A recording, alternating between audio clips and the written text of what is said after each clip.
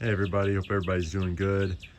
Real quick, was gonna make a follow-up video on my homemade kiln in quotation marks. Just real briefly, here is how I put heat into the system. It's just a wood furnace. And then here we have the shipping container. And inside I'm filling up, once again, the shipping container with wood. Now the reason I say kiln in quotation marks is I do not consider this a kiln. However, it is easier to say kiln versus trying to explain exactly what it is. Exactly what it is it's an airtight box, or it should be an airtight box, that has air movement in it. It has dehumidification in it.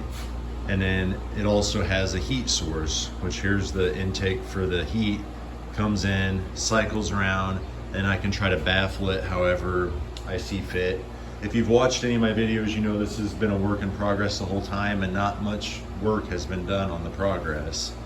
So I just wanted to make a short video talking about some of the downsides of making a shipping container kiln.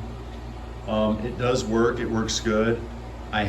So far I've completely filled up this shipping container 3 times and dried the wood out inside. Took me approximately 2 to 3 months, I would say, to do that each time. And depending on the thickness of the boards and such. And then I use that wood for my own home that I'm building. I've also filled it up multiple times partially, and then obviously it dries out a lot quicker when it's not completely full. So some of the downsides of this, number one is moving stuff around. So it's long and narrow, the doors are only down here on this end where I'm standing. So anything you stack in the back, if you want to go get it, it's a pain, so you have to move everything from the front out. I try to make it to where I leave a walkway somewhere, but still, it's a tight, narrow, long storage container. Right now, if anybody's interested, what you can see stacked here and here, these are big hickory and oak beams I plan on using on a deck. We'll see how that works out. Over here, I've actually got some oak that I've already dried out that really needs to get out of here. And then here in the back, I have a whole assortment of more hickory and oak beams on the bottom, and then some boards on top. Now, if you notice, and this is going to be the second thing that you're going to face as a problem, is you see lots of staining on here.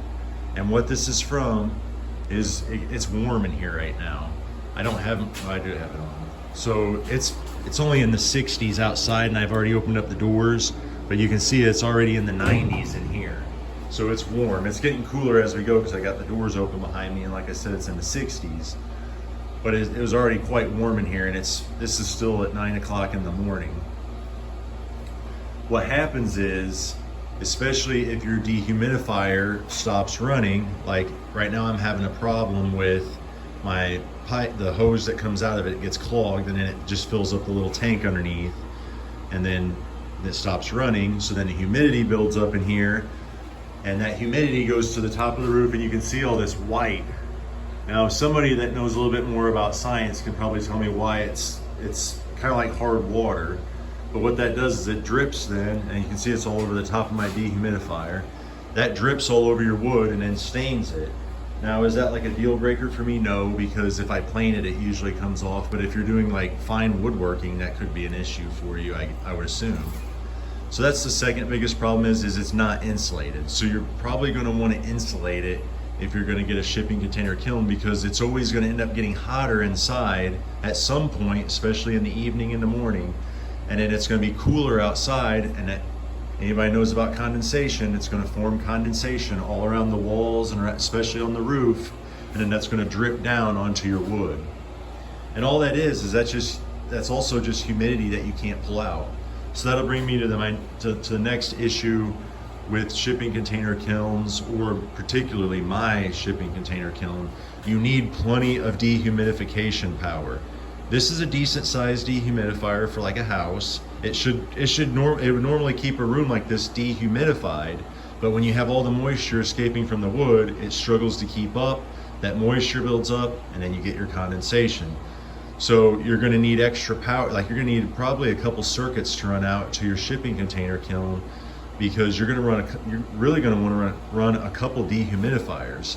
Plus, if you're wanting to put heat into it, you might need a blower fan, and you're also gonna need lots of box fans or fans, whatever you wanna use to move air around.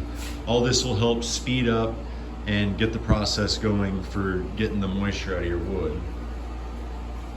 Those are really the biggest issues I have as far as producing enough heat inside of here in the winter time.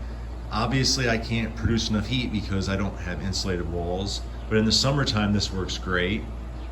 Other than that, I don't have that many issues. It's just hard to work in as far as the size constraints, especially if I end up making a mistake and stacking something in the back I need out first. I will have to move all this stuff in the front out usually to get to the stuff in the back. Now, even with the walkway, if I have stuff like this I need to carry out, it just makes it a pain to try to get it out. So it's the size and the fact that it's not insulated, and also you're going to need some extra dehumidification power to get that humidity out of the air.